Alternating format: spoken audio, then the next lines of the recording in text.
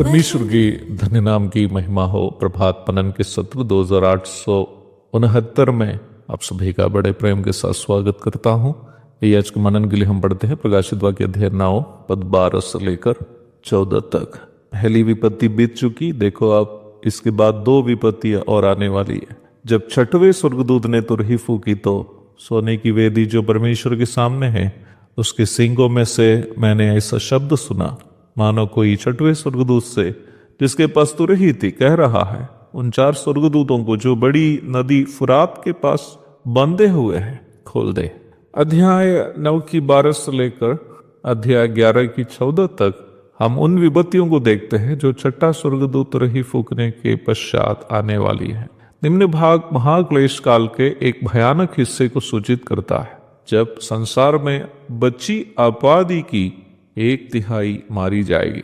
दर्दनाक बात यह है कि पद 6 की 8 के अनुसार इस घटना होने के पूर्व की विपत्तियों से अर्थात तलवार, अकाल, महामारी एवं जंगली जानवरों की हमला से संसार की आबादी में 4 में 1 हिस्सा मारी जा चुकी थी। उसके बाद बची गई आबादी की 1/3 अब मारी जाने वाली है, अर्थात इन विपत्तियां हो जाने के बाद संसार की आबादी के आधा खत्म हो जाएगी। भयानक विपत्तियों की एक श्रृंखला की जो महाक्लेश काल के दूसरे हिस्से में होने जा रही है, यह सूचना हमें मिलती है।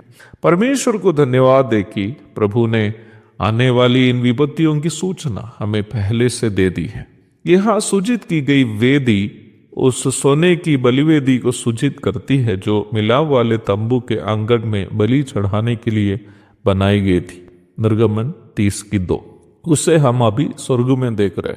निम्न बलिवेदी के ऊपर वाले पल्ले और चारों ओर के बाजुओं और सींगों को जो के सोने से मढ़े गए थे, इसलिए इसे सोने की बलिवेदी करके पद में सूचित की गई है। निर्गमन 30 की 3 और 4। बलिवेदी के चारों कोने में जो 4 सींग थे उसे इस्राएल के लोग परमेश्वर से दया की याचना करने का स्थान समझते थे।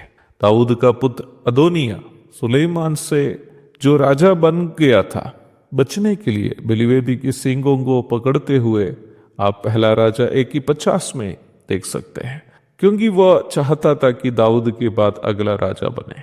वैसे ही योआब भी जो दाऊद का सेनाध्यक्ष था, चालाकी से धोखा देकर सेनाध्यक्ष अमासा एवं सेनाध्यक्ष अब्नेर को मारे थे।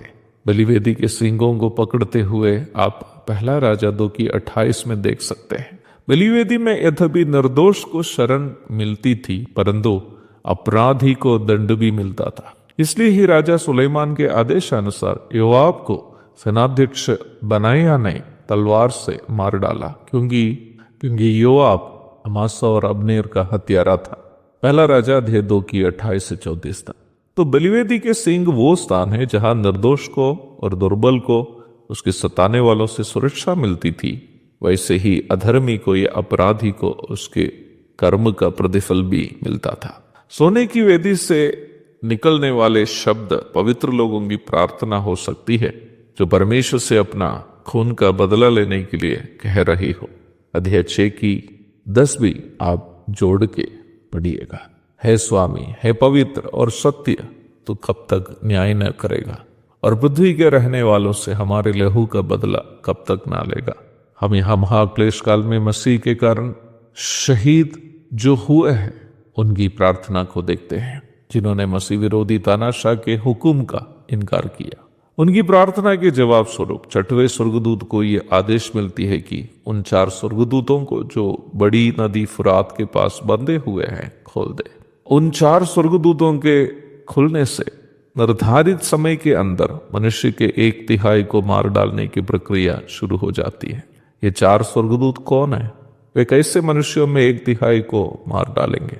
प्रभु की इच्छा हुई तो इन प्रश्नों का उत्तर हम कल के मनन में देखेंगे। तब तक आपसे विदा हो जाता हूं। प्रभु आप सबको आशीष दे। आमीन।